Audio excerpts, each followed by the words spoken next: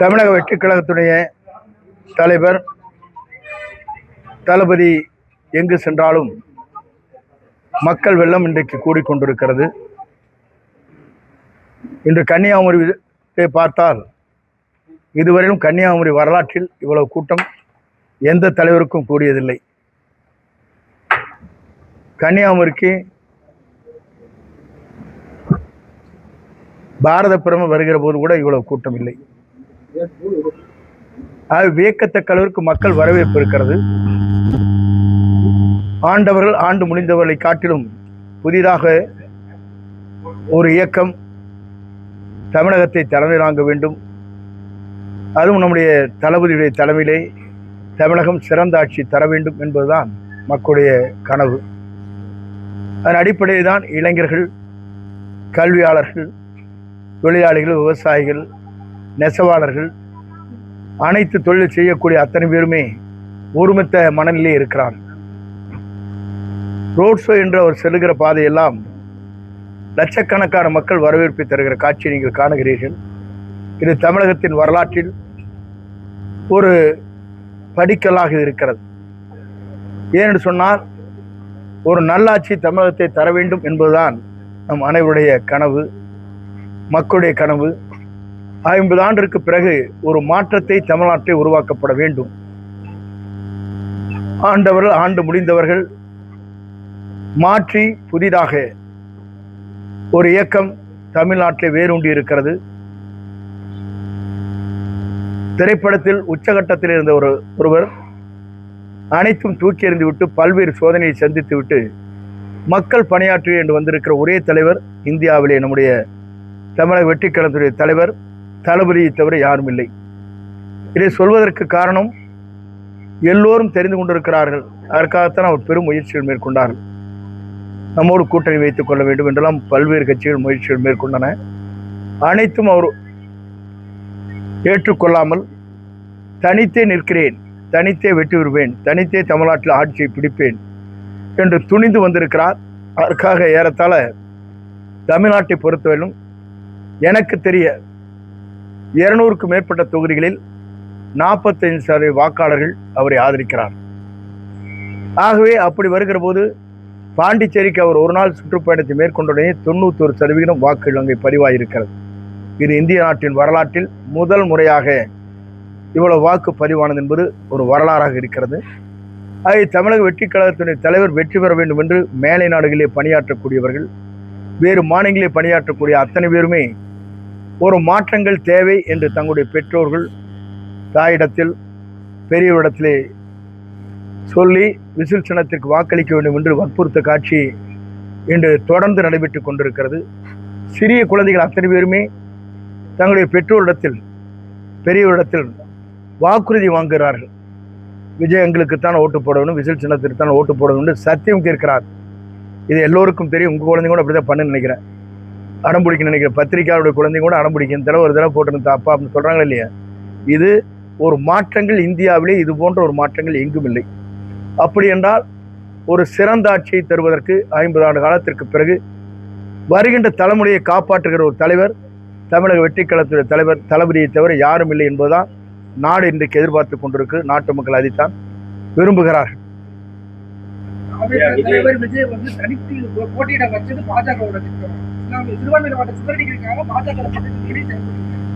அது போன்ற நிலைகள் இல்லை. சிறுபான்மை மக்கள், அனைத்து மக்களும் ஏற்றுக்கொள்கிற ஒரு தலைவர். பாரதிய ஜனதா கட்சியுடைய தூண்டுதலின் பேரில் என்றைக்குமே அவர் அதற்கு தலை சாய்க்கக்கூடியவர் அல்ல. நான் இன்றைக்கு சொல்கிற போது மேடையிலே சொன்னேன், எல்லோரும் கூட்டணி வைத்துக் கொண்டிருக்கிறார்கள், ஏன் நீங்கள் தனித்து நிற்க என்று கேட்டார்கள். சிங்கம் தனியாகத்தான் வரும், அது கூட்டத்தை கூட்டி வராது. ஆகவே சிங்கம் வெல்லும். ஆகவே தமிழ்நாடு அவருடைய கையிலே நாளை ஆட்சி மலரும்.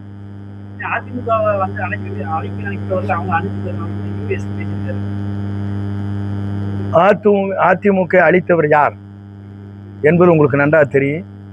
முழுமையாக அளித்தவர் அவர்தான். முதல் சின்னம்மா, அதற்கு பிறகு டிடிவி, அதற்கு பிறகு நம்முடைய பிஜேபி கூட்டணி, அதற்கு பிறகு ஓபிஎஸ், அதற்கு பிறகு பிரேமலதா, அதற்கு பிறகு பிஜேபியில் இருக்கிற ஐபிஎஸ் அதிகாரி தான் ராஜினாமா செய்துவிட்டு தலைமை பொறுப்பு இருப்பதை கூட அதையும் புடுங்க வேண்டும் என்று நினைத்த ஒரே ஒருவர். எப்படி இவர் அழிக்க பார்க்கிறார் என்று சொல்வது ஒட்டுமொத்தமாக துரோகத்தின் மொத்த உருவம்தான் எடப்பாடி பழனிசாமி.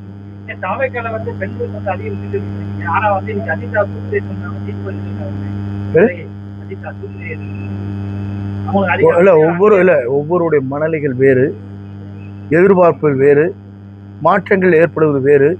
இது எல்லா கட்சியிலும் இந்தியா முழுவதும் நடைபெறுகிற ஒன்று.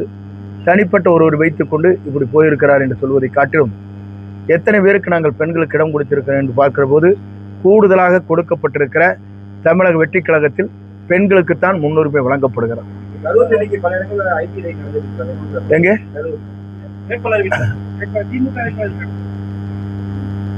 அது உங்களுக்கு தெரியும். ஐடி ரைடு நடக்குதுன்னா யாருனாலும் நடக்குன்னு தெரியும். யாருடைய பணம் எங்கே இருக்கிறது என்பது உங்களுக்கு புரியும். அதை நான் சொல்ல தேவையில்லை.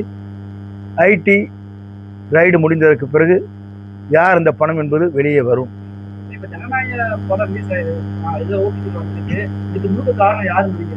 எல் முருகன் மத்திய அமைச்சர் தான், அவர் தான் அதற்கு பொறுப்பேற்க வேண்டிய ஒருவர்.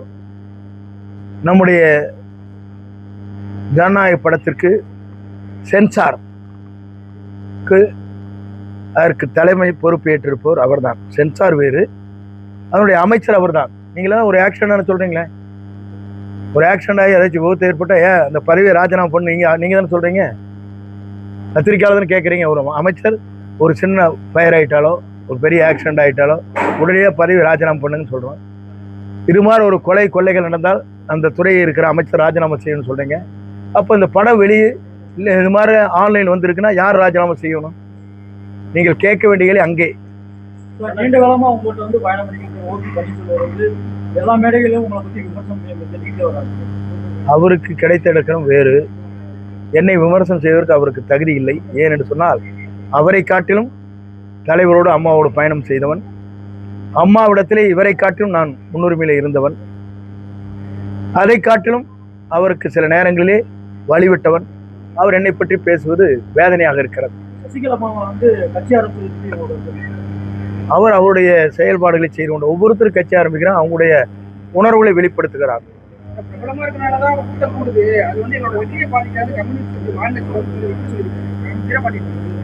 எல்லோரும் சொல்வார்கள் 23ஆம் தேதி என்று 10 மணிக்குள்ளே நீங்கள் பார்த்து விடுவீர்கள். வாக்கு எப்படி போய்கொண்டிருக்கிறது, யார் வெற்றி பெறப் போகிறார் என்பதை 10 மணிக்குள்ளேயே தமிழக வெற்றி கழகம் தான் வெற்றி பெறும் என்ற நிலை தமிழ்நாட்டில் உருவாகும்.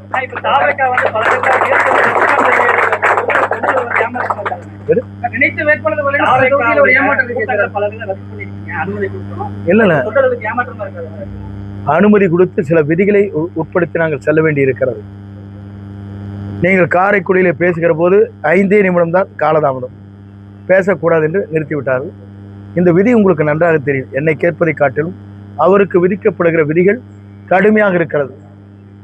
நாங்கள் வந்து கூட்டம் போடுறதுக்கு எங்களுக்கு இத்தனை கண்டிஷன்ஸ் இருக்கு, அவருக்கு அதுக்கு மேலே கண்டிஷன்ஸ் இருக்கு. தன்னிச்சையாக அவர் செயல்பட இயலவில்லை. தன்னிச்சையாக சுதந்திரமாக எல்லா இடத்திற்கும் போக முடியவில்லை. அவர் சொன்ன ஒன்றே ஒன்றுதான். 15 நாட்களுக்கு முன்னால் எங்கள் இடத்துல பேசுகிற போது நாங்கள் எல்லா நிர்வாகிகள் இருக்கிற போது நாளை நான் புறப்பட தயார், அதற்கு உடனே அனுமதி வாங்கணும்னு சொன்னார். அவர் தயாராக இருக்கிறார். அவர் தயாராக இருந்தாலும் கூட அங்கே விதிமுறைகள் விதிக்கப்படும் வாயிலாக இப்படித்தான் போகணும், அப்படித்தான் போகணும், இந்த டைரெக்ஷன் போகணும், இந்த டைரெக்ஷன் போகணும், இப்படி தான் நிற்கணுங்கும் போது நம்மால் அதை செயல்படுத்த இயலாது. மக்கள் வெள்ளம் பெருகி வருகிற போது, மக்கள் ஆர்ப்பரித்து வருகிற போது, மக்கள் அவரை தமிழ்நாட்டுடைய எதிர்கால முதலமைச்சர் என்று விரும்பி வருகிற போது அந்த அலையை யாருனாலும் அந்த கூட்டத்தை தடுக்க இயலாது. ஆகவே காவல்துறை நிறைய விதிமுறைகளை நமக்கு கொடுக்கிறார். எதிர்த்தவர்கள் டெபாசிட்களை இழப்பார்கள்.